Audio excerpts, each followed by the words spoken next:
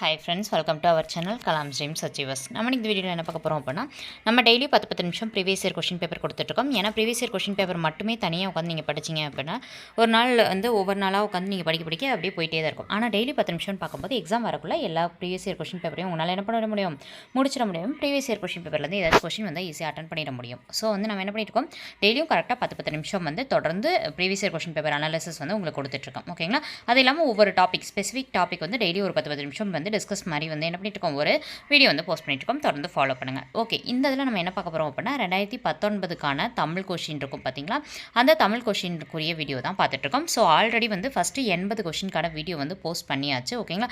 இப்போ 81வது கேள்வியிலேருந்து பார்க்க போகிறோம். வாங்க பார்க்கலாம். அறிஞர் அண்ணாவின் கவிதைகள் தமிழ் பீடம் என்னும் இதழில் வெளியிடப்பட்ட ஆண்டு எது அப்படின்னு சொல்லி கேட்டிருக்காங்க. ஸோ இதுலேருந்து என்ன தெரியுதுன்னா, அறிஞர் அண்ணா அப்படின்றத எங்கெங்கே இருக்கோ அதெல்லாம் தெளிவாக படித்து வச்சுக்கணும். ஸோ இதுலேருந்து கேட்குறாங்க அப்படின்னா 2019 கேட்டிருக்காங்கன்னா இப்போ வரதில் கேட்கறதுக்கான வாய்ப்பு இருக்குது. ஓகேங்களா? சரி, ஓகே, பார்க்கலாம். அறிஞர் அண்ணாவுடைய கவிதைகள் தமிழ் பீடத்தில் எந்த ஆண்டு வெளியிடப்பட்டதுன்னு கேட்டாங்கன்னா 2005.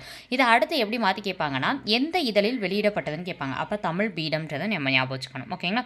நெக்ஸ்ட் கொஸ்டின் பார்க்கலாம். இதில் வேறு என்ன தெரிஞ்சுக்கணும் அப்படின்னா, 2004ஆம் ஆண்டு தான் தமிழ் மொழி செம்மொழியாக அறிவிக்கப்பட்டிருக்கும் அப்படின்றது நமக்கு நல்லாவே தெரியும். ஓகேங்களா? அதே மாதிரி பார்த்தோம் அப்படின்னா 2004ஆம் ஆண்டு வேறு என்ன நடந்திருக்கும், ஈரோடு தமிழன்பன் அவர்கள் வணக்கம் வள்ளுவன்றதுக்கு சாகித்ய அகாதமி விருது வாங்கியிருப்பார். அதே வருஷம் பார்த்தோம் அப்படின்னா வங்காரி மாதாய் அப்படின்றவங்க நோபல் ப்ரைஸ் வாங்கியிருப்பாங்க. ஸோ இதெல்லாம் தெரிஞ்சுக்கணும். ஓகேங்களா? இதெல்லாம் ஜஸ்ட் எக்ஸ்ட்ரா. ஓகேங்களா? தேவைப்படுறவங்க எடுத்துக்கோங்க. நெக்ஸ்ட் பார்க்கலாம். தமிழில் சதுரகராதி என்னும் அகரமுதலியை வெளியிட்டவர் யார்? தமிழில் சதுரகராதி என்னும் அகரமுதலியை வெளியிட்டவர் யாருன்னு கேட்டிருக்காங்க. யாருன்னு பார்த்தோன்னா வீரமாமுனிவர். இவர் ராபி சேதுப்பிள்ளையை பொறுத்த வரைக்கும் சொல்லின் செல்வர் அப்படின்னு சொல்லி சொல்வோம், ராபி சேதுப்பிள்ளை. ஓகேங்களா? அடுத்து பார்க்கலாம். இவர் நம்மளுக்கு ஜியூபப் அவர்கள் நம்ம தமிழில் இருக்கிறது ஃபுல்லாக என்ன பண்ணுவார், ஆங்கிலத்தில் மொழிபெயர்த்தவர். இவர் கனடாவில் பிறந்தவர் ஜியூபப். அந்த பாயிண்ட் ரொம்ப முக்கியம். நெக்ஸ்ட் பார்க்கலாம். தபோலி என்னும் சிற்றூர் எந்த மாநிலத்தில் உள்ளது? தபோலி என்னும் சிற்றூர் எந்த மாநிலத்தில் உள்ளது? அதாவது இது ஒவ்வொரு அறிஞர்கள் எங்கெங்கே பிறந்தாங்க அப்படின்னு சொல்லிட்டு தெரிஞ்சு வச்சுக்கோங்க. ஏன்னா அதுலேருந்து தான் இந்த மாதிரியான கேள்விகள் வரும். ஓகேங்களா? ஸோ தபோலி என்ற சிற்றூர் எங்கே இருக்குது அப்படின்னா மராட்டிய மாநிலத்தில் உள்ளது. ஓகே, நெக்ஸ்ட் இந்த மாநிலங்கள் எக்ஸ்ட்ரா பாயிண்ட்ஸ் பார்க்கலாம். குஜராத்தில் என்ன சரணாலயம் இருக்குது அப்படின்னா கிர் அப்படின்ற ஒரு சரணாலயம் இருக்குது. இது சிங்கம் அப்படின்றதுக்கு புகழ் பெற்றது. ஓகேங்களா? ஸோ தமிழ்நாடு அப்படின்ற பெயர் மாற்றப்பட்ட ஆண்டுன்னு பார்த்தோன்னா 1969. எந்த நாளில் மாற்றப்பட்டது நீங்கள் கீழே கமெண்ட் பாக்ஸில் கமெண்ட் பண்ணிடுங்க. ஓகேங்களா? அடுத்து பார்த்தோன்னா கர்நாடகத்தில் என்ன நீர்வீழ்ச்சி இருக்குது? ஜோக் நீர்வீழ்ச்சியானது இருக்குது. நெக்ஸ்ட் பாயிண்ட் பார்க்கலாம். பரிதிமார் கலைஞர் என்று போற்றப்படக்கூடியவர் யார்? பரிதிமார் கலைஞர் என்று போற்றப்படுபவர் யாருன்னு பார்த்தோன்னா விகோ சூரிய நாராயண சாஸ்திரியார். இவருடைய இயற்பெயர் மாற்றிருப்பார். ஓகேங்களா? ஓகே, அடுத்து பார்த்தோம் அப்படின்னா மறைமலை அடிகள். இவருடைய இயற்பெயர் பார்த்தோன்னா வேதாச்சலம்னு சொல்லுவோம். தனித்தமிழ் இயக்கத்தை நடத்தியிருப்பார். ஓகேங்களா?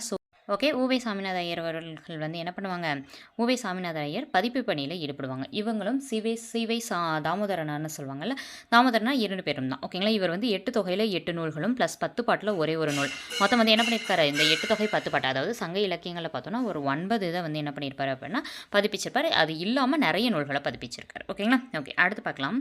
வையாபுரி பிள்ளை நம்மளுக்கு சிலபஸில் இருக்கக்கூடிய ஒருத்தர். ஓகேங்களா? 1891ஆம் ஆண்டு பிறந்தவர். ஓகேங்களா? சிலபஸ் எடுத்து செக் பண்ணி பாருங்கள். நிறைய பேர் வையாபுரி பிள்ளையை விட்டாருங்க. நெக்ஸ்ட் கொஸ்டினில் கேட்கறதுக்கான வாய்ப்பு இருக்குது. அடுத்தது பார்க்கலாம். 85. தமிழே மிகவும் பண்பட்ட மொழி என்று பாராட்டியவர் யார்? தமிழே மிகவும் பண்பட்ட மொழி. இது உங்களுக்கு பழைய புக்கில் இருக்கும். ஓகேங்களா? பழைய புக்கில் 10th இது மெயினாகவே இருக்கும். ஓகேங்களா? ஓகே, யாருன்னு பார்த்தோம் அப்படின்னா மார்க்ஸ் முல்லர் அப்படின்றவர். ஓகேங்களா? வில்லியம் ஜோன்ஸ் வடமொழியிலேருந்து பிரிஞ்சது அப்படின்னு சொல்லி நமக்கு சொல்லியிருப்பார். நெக்ஸ்ட் பார்க்கலாம். இன்றைய மொழியியல் வல்லுநர்கள் பேணி பின்பற்றத்தக்க வழிமுறைகளை தொல்காப்பியம் கூறுகிறது அப்படின்னு சொல்லி சொன்னவர் யாருன்னு பார்த்தோன்னா எமினோ அவர்கள். இன்றைய மொழியியல் வல்லுநர்கள் பேணி பின்பற்றத்தக்க வழிமுறைகள் தொல்காப்பியத்தில் இருக்குன்னு சொன்னவர் யாருன்னா எமினோ. ஓகேங்களா? கால்டுவெல் பார்த்தோம் அப்படின்னா 1856 தான் திராவிட மொழிகளின் ஒப்பிலக்கணம் அப்படின்னு சொல்லிட்டு ஒரு நூலை எழுதி வெளியிட்டிருப்பார். ஓகேங்களா? ஸோ மார்க்ஸ் முல்லர் இப்போ தான் மேலே இருக்க கொஸ்டினில் பார்த்தோம். ஓகேங்களா? நல்லா பார்த்துக்கோங்க. மார்க்ஸ் முல்லர் எதுனா தமிழ்ன்றதான் மிகவும் பண்பட்ட மொழின்னு சொல்லியிருப்பார். நெக்ஸ்ட் பார்க்கலாம். விளையாட்டின் அடிப்படை நோக்கம் என்ன அப்படின்னு சொல்லி போட்டிருப்பாங்க. விளையாட்டோட அடிப்படை நோக்கம் பொழுதுபோக்குக்காகவும் கிடையாது, உற்சாகம் கிடையாது, உடற்பயிற்சியும் கிடையாது. என்ன நோக்கம் அப்படின்னா அடுத்தவங்க கூட போட்டி போடணுன்ற எண்ணம் வரணும். ஓகேங்களா? இது முன்னேறதுக்காக மட்டும் இருக்கணும். நெக்ஸ்ட் பார்க்கலாம். ஒருவர் மட்டும் பார்க்கும் படக்கருவியை கண்டுபிடித்தவர். இது நம்மளுக்கு நியூ புக்லேயே இருக்குது. ஓகேங்களா? நியூ புக்கில் தெளிவாக நீங்கள் படிச்சிருந்தீங்கன்னா தெரியும், நம்மளுக்கு நியூ புக்கில் தான் இருக்குது. ஓகே, பார்க்கலாம். ஆன்சர் யாருன்னு பார்த்தோம் அப்படின்னா எடிசன். ஓகேங்களா? ஒருவர் மட்டும் பார்க்கக்கூடிய படக்கருவியை கண்டுபிடித்தவர் எடிசன். ஸோ இந்த லெசன் கொஞ்சம் இந்த இயந்திர கருவிகள்னு சொல்லிட்டு என்ன பண்ணிப்பாங்க, ஒரு லெசன் இருக்கும். ஸோ அதில் நல்லா தெளிவாக படித்து வச்சுக்கோங்க. ஓகேங்களா? ஓகே, நெக்ஸ்ட் பார்க்கலாம். எழுத்து இதழினை தொடங்கி நவீன தமிழ் இலக்கிய மறுமலர்ச்சிக்கு வித்திட்டவர். எழுத்து இதழினை தொடங்கி நவீன தமிழ் இலக்கிய மறுமலர்ச்சிக்கு வித்திட்டவர் யாருன்னு பார்த்தோன்னா சீசு செல்லப்பா. இவர் வந்து வாடிவாசல் அப்படின்ற புதினத்துக்காக என்ன பண்ணியிருப்பார், சாகித்ய அகாதமி விருது வாங்கியிருப்பார். ஸோ வாடிவாசல் அப்படின்றது யாருடையதுன்னு கேட்டாங்க அப்படின்னா சீசு செல்லப்பா. வாடிவாசலில் காளைகள் என்ன சொல்லுவாங்க, செல்லப்பா நீ செல்லப்பா நீ பிடிப்பா செல்லப்பா அப்படின்னு வெளியில் அனுப்பிச்சுடுவாங்களா, அந்த மாதிரி ஞாபகம் வச்சுக்கோங்க. ஓகேங்களா. ஓகே, அடுத்தது பார்க்கலாம். நெக்ஸ்ட்டு மேத்தா இவங்கெல்லாம் வந்து எல்லாமே நமக்கு சிலபஸில் இருக்கவங்க. சிற்பி பாலசுப்ரமணியம் பற்றி நம்மளுக்கு என்ன இருக்கும், 11th இருக்கும். ஓகேங்களா. அடுத்து பார்த்தோம் அப்படின்னா பிச்சமூர்த்தி அவர்கள், மேத்தா அவர்கள் 2 பேர்த்த பற்றியுமே நம்மளுக்கு புக்கில் வந்து பாயிண்ட்ஸ் இருக்குது. ஸோ நல்லா பார்த்துக்கோங்க, சிலபஸில் இருக்கவங்க. நெக்ஸ்ட் பார்க்கலாம். வழக்குரைஞராகவும் இந்து சமய அறநிலைய பாதுகாப்புத்துறை அலுவலராகவும் பணியாற்றிய கவிஞர் யாருன்னு கேட்டிருக்காங்க. நமக்கு பிச்சமூர்த்தி அவர்கள். ஓகேங்களா. இதில் என்ன அப்படின்னா அவங்க செஞ்ச வேலையை வச்சு கூட கொஷின் கேட்குறாங்க. ஸோ வந்து யார் யார் என்னென்ன பண்ணி செஞ்சாங்க அப்படின்றத நம்ம என்ன பண்ணணும், பார்த்துக்கணும். ஓகேங்களா. ஸோ இவர் என்ன வேலை பண்ணாருன்னு பார்க்கலாம். பிச்சமூர்த்தி அவர்கள் ஃபஸ்ட்டு வழக்குரைஞராக இருந்திருக்காரு. அடுத்து இந்து சமய அறநிலையத்துறையில் பாதுகாப்புத்துறை அலுவலராக பணியாற்றியிருக்கார். நெக்ஸ்ட் பார்க்கலாம். ஒரு பூவின் மலர்ச்சியையும் ஒரு குழந்தையின் புன்னகையையும் புரிந்து கொள்ள அகராதிகள் தேவைப்படுவதில்லை. பாடலும் அப்படித்தான். இது அவ்வளோ அழகான கொஷின், பாக்ஸ்லேயே தெளிவாக கொடுத்துருப்பாங்க. ஓகேங்களா. ஓகே, பார்க்கலாம். ஆன்சர் என்னன்னு பார்த்தோன்னா ஈரோடு தமிழன்பன். இப்போ தான் பார்த்தோம் 2004ஆம் ஆண்டு வணக்கம் வள்ளுவன்ற நூலுக்காக சாகித்ய அகாதமி விருது வாங்கியிருப்பார்.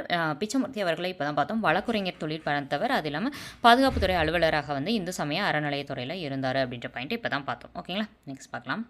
தமிழகத்தின் வேர்ட்ஸ்வொர்த் அப்படின்னு சொல்லி பாராட்டப்படுபவர் யாருன்னு கேட்டிருக்காங்க. வாணிதாசன். வாணிதாசன் வந்து பாரதிதாசனுடைய மாணவர். பாரதிதாசன் யார் மேலே பற்றுக்கொண்டு பெயர் மாற்றிருப்பார் அப்படின்னா பாரதியார் மீது பற்றுக்கொண்டு பெயரை மாற்றியிருப்பார். ஓகேங்களா. ஸோ நாமக்கல் கவிஞர் பற்றி நமக்கு நல்லாவே தெரியும். கத்தியின்றி ரத்தமின்றி அப்படின்ற பாடல் வந்து எழுதியிருப்பார் அப்படின்றது நமக்கு நல்லாவே தெரியும். அடுத்தது முடியரசன். முடியரசன் நமக்கு சிலபஸில் இருக்கக்கூடியது. ஓகேங்களா. காட்டு பெருவழியை வந்து என்ன பண்ணியிருப்பார், நானிலம் படைத்தவன் சொல்லிட்டு என்ன பண்ணியிருப்பார், ஒரு பாடலை நமக்கு புக்கில் எழுதியிருப்பார். ஸோ நானிலம் படைத்தவன் பாடல் நல்லா தெளிவாக பார்த்துக்கோங்க. ஓகேங்களா. காட்டு பெருவழியெல்லாம் நல்லா வந்து ஃபுல்லாக என்ன பண்ணியிருக்காரு, க்ளீன் பண்ணி நம்ம வந்து நானிலம்லாம் படைச்சிருக்கோம், 4 நிலத்தை வந்து படைச்சிருக்கோம்னு சொல்லி முடியரசன் அவர்கள் எழுதியிருப்பாங்க. இது புது புக்கில் இருக்கிறது, சிலபஸ் டாபிக் தான் எல்லாமே. ஓகேங்களா. ஓகே, அடுத்து பாருங்கள். வாழ்வினில் செம்மை செய்பவள் நீயே என்ற தமிழ் வாழ்த்து ஆக ஏற்றுக்கொண்டுள்ள அரசு எதுன்னு கேட்டிருப்பாங்க. புதுவை அரசு. இந்த அடிகளை எழுதினவங்க யாருன்னு சொல்லிட்டு வருங்காலத்தில் கேள்விகள் வரலாம். யாருன்னு பார்த்தோம் அப்படின்னா பாரதிதாசன். ஓகேங்களா. பாரதிதாசன் எழுதிய இந்த பாடலை தான் இன்னைக்கு தமிழ் வாழ்த்து பாடல்களாக புதுவை அரசு வந்து பாடிட்டு இருக்காங்க. ஓகேங்களா. ஸோ வாழ்வினில் செம்மையை செய்பவள் நீயே, செய்பவள்ன்ற வரணும். ஓகேங்களா. செய்பவள் நீயே அப்படின்னு சொல்லிட்டு என்ன பண்ணியிருக்காங்க, புதுவை அரசு ஏற்றிருக்காங்க. ஓகேங்களா. அடுத்தது பார்க்கலாம். இளங்கோவடிகள் தண்டமிழ் ஆசான், சாத்தான், நன்னூர் புலவன் என்று யாரை பாராட்டியுள்ளார். அதாவது 2 பேர் தான் லிங்க்ல இருப்பாங்க. ஒன்று இளங்கோவடிகள், இன்னொன்று சீத்தலை சாத்தனார். இவங்க 2 பேரும் தான் மாற்றி வந்து என்ன பண்ணிக்குவாங்க, இவங்களுக்கு அவங்களுக்கு இவங்களும் வந்து என்ன பண்ணியிருப்பாங்க, இந்த மாதிரி வாசகங்கள்லாம் சொல்லுவாங்க. ஸோ வந்து இந்த மாதிரி ஆப்ஷன்ஸ் வந்தாலும் நீங்கள் குழப்பவே தேவையில்ல, இவங்களும் மட்டும்தான். ஸோ இதை வச்சு நம்ம என்ன பண்ணிடலாம், ஈஸியாக கண்டுபிடிச்சிடலாம். ஓகே, யாருன்னு பாருங்கள். தண்டமிழ் ஆசான், சாத்தன், நன்னூர் புலவன் சொல்லிட்டு யார் சொல்லியிருப்பாரு, சீத்தலை சாத்தனாரை பாராட்டி இருக்கிறார். ஓகேங்களா. என்று யாரை பாராட்டியிருக்காருன்னா சீத்தலை சாத்தனார். ஓகே, இளங்கோவடிகளை வந்து சேரன் செங்குட்டுவன் தம்பி சிலம்பை இசைத்தும் அப்படின்னு சொல்லிட்டு பாரதியார் பாடியிருப்பார். இது ரொம்ப முக்கியமானது. ஓகேங்களா. ஸோ பாராட்டுதல்லேருந்து வருது அப்படின்னா அடுத்த டைமில் வந்து வேறு யாராச்சும் கேட்பாங்க. ஸோ சேரன் செங்குட்டுவன் தம்பி, ஓகேங்களா, தம்பி சிலம்பை இசைத்தும் அப்படின்னு சொல்லி வரும். ஓகேங்களா. ஓகே, அது பாரதியாருடையது. ஓகே, நெக்ஸ்ட் பாருங்கள். இதில் வந்து மெயினாக என்னென்ன அப்படின்னா திருத்தக்க தேவர் வந்து நமக்கு சிவக சிந்தாமணியை எழுதியவர். நெக்ஸ்ட் பார்க்கலாம். வாகீசர், அப்பர், தர்மசேனர், தாண்டகவேந்தர் என்றெல்லாம் அழைக்கப்படுபவர் யாருன்னு பார்த்தாங்கன்னா திருநாவுக்கரசர். அதாவது பார்த்தோம் அப்படின்னா இவங்க 4 பேரும் சைவ சமய குறவர்கள் 4வர்னு சொல்லுவாங்க. ஓகேங்களா. இதில் முதல் 3 திருமுறை எழுதினவர் இவர். 1, 2, 3ஆம் திருமுறை. திருநாவுக்கரசர் வந்து 4, 5, 6ஆம் திருமுறை. சுந்தரர் வந்து 7ஆம் திருமுறை. மாணிக்கவாசகர் 8ஆம் திருமுறை. இப்படி எழுதியிருப்பாங்க. இதில் வந்து சுந்தரருக்கு பார்த்தோம் அப்படின்னா தம்பி நம்பி, இதுதான் அவங்களுடைய ஷார்ட்கட். ஓகேங்களா. தம்பி நம்பி அப்படின்ட்டு தான் அவருடைய பட்டப்பெயர் வந்து ஸ்டார்ட் ஆகும். ஓகேங்களா. இப்போ எடுத்துக்கிட்டு தம்பரான் தோழர் அப்படின்னா தம்பின்னு ஸ்டார்ட் ஆயிருக்கு. அந்த இதை வச்சு என்ன பண்ணிங்க, ஈஸியாக ஞாபகம் வச்சுக்கோங்க. ஓகேங்களா. தம்பி நம்பின்னு வரும். இதே பார்த்தோம் அப்படின்னா திருநாவுக்கரசர் அப்படின்றது நாக்கு அப்படின்றத வச்சுக்கோங்க. நாவு அப்படின்னா நாக்கு. ஓகேங்களா. நாக்குன்றது ரொம்ப முக்கியம். நாக்குலேருந்து கொடுக்கக்கூடிய வாகீசர் அப்படின்னா வாக்கு ரொம்ப முக்கியம். அப்பாவுக்கு நாக்குலேருந்து வரக்கூடியதில் சுத்தமாக தான் இருக்கும் அப்படின்ற மாதிரி நாக்கில் வந்து என்ன பண்ணணும், நம்ம வந்து தர்மம் செய்யக்கூடிய வார்த்தைகளாக பேசணும். ஓகேங்களா. அந்த மாதிரி அடுத்த தாண்டக வேந்தர்களுக்கு நாக்குலேருந்து வரக்கூடிய அந்த வார்த்தைகள் ரொம்ப முக்கியம். ஓகேங்களா. இந்த மாதிரி ஞாபகம் வச்சிட்டோம்னா நமக்கு ஈஸியாக ஞாபகம் இருக்கும், மறக்காது. நெக்ஸ்ட் பார்க்கலாம். ஏர்முனைக்கு நேர் இங்கே எதுவுமே இல்லை என்று நம் வாழ்வில் பஞ்சமே இல்லை. அப்போ இதுலேருந்து என்ன தெரியுது, பாடல் அடிகளை கொடுத்து கேட்குறாங்க. நம்ம பாடல் அடிகளை படிக்கணுன்றது தெரியுது. ஓகே, யாருன்னு பார்த்தோம் அப்படின்னா மருதகாசி அவர்கள் எழுதியிருக்காங்க. ஓகேங்களா, மருதகாசி அவர்கள் எழுதினதை நம்மளுக்கு நியூ புக்கில் ஒரு பாக்ஸில் வந்து பொள்ளாச்சி வண்டி இல்லைன்னு சொல்லிட்டு ஒரு பாடல் இருக்கும்ல, அந்த பாடலை தெளிவாக படிச்சுக்கோங்க. ஏன்னா ஏற்கனவே கேட்டிருக்காங்கன்னா இந்த டைம் அதை கேட்கறதுக்கு வாய்ப்பு இருக்குது. ஓகேங்களா, ஸோ ஏர்முனைக்கு நேர் இங்கே எதுவுமே இல்லை என்றும் நம்ம வாழ்விலே பஞ்சமே இல்லைன்னு சொன்னவர் யாருன்னா மருதகாசி. மருதகாசின்றதை எப்படி நம்ம ஞாபகம் வச்சுக்கிறது அப்படின்னா மருதன் இருக்குது. ஸோ மருத நிலம். ஓகேங்களா, மருத நிலம் வந்து எப்பயுமே என்னது நல்ல விளைச்சல் கொடுக்கக்கூடிய நிலம். ஸோ பஞ்சம் இருக்காது அப்படின்ற மாதிரி ஞாபகம் வச்சுக்கோங்க. அங்கே ஏர்முனையெல்லாம் அங்கே தானே பயன்படுத்துவோம், மருத நிலத்தில் தானே. மருதன்றது என்னது, வயலும் வயல் சார்ந்த இடமும் அங்கே தான் பயன்படுத்துவோம், ஞாபகம் வச்சுக்கலாம். உடுமலை நாராயண கவி தான் நம்ம பகுத்தறிவு கவிராயர்னு சொல்கிறோம், அதை ஞாபகம் வச்சுக்கோங்க. பட்டுக்கோட்டை கல்யாண சுந்தரம் அவர்கள் எளிமையானதில் வந்து சீர்திருத்த கருத்துக்கெல்லாம் நிறைய சொல்லியிருக்காரு. ஓகேங்களா, நெக்ஸ்ட் பார்க்கலாம். காவடி சிந்தின் தந்தை யாருன்னா சென்னிக்குளம் அண்ணாமலையார். இது நமக்கு ஸ்கூல் புக்கில் புதுசுலேயே இருக்குது. அது இல்லாமல் இது நமக்கு சிலபஸ்லேயும் இருக்கக்கூடிய ஒரு மெயின் டாபிக். காவடி சிந்து அப்படின்றது டேரெக்டாக இருக்குது.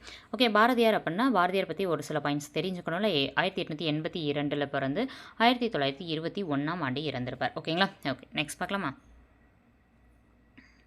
கலிங்கத்து பரணி நூலில் அமைந்துள்ள தாளிசைகள் எத்தனை? கலிங்கத்து பரணி நூலில் அமைந்துள்ள தாளிசைகள் எத்தனைனா 599 தாளிசைகள். கலிங்கத்து பரணி எழுதினவர் ஜெயங்கொண்டார். ஓகேங்களா, இவர் வந்து பார்த்தோன்னா முதலாம் குலோத்துங்கன் அவரோட அவைகள புலவராக இருந்திருப்பார். இவரோட கலிங்கத்து பரணி எதுக்காக எழுதியிருப்பார்னா, இவர் சோழர். ஓகேங்களா, குலோத்துங்கன்றவர் சோழர். அவருடைய படைகளை பார்த்து கலிங்க படைகள் பயந்து ஓடும்.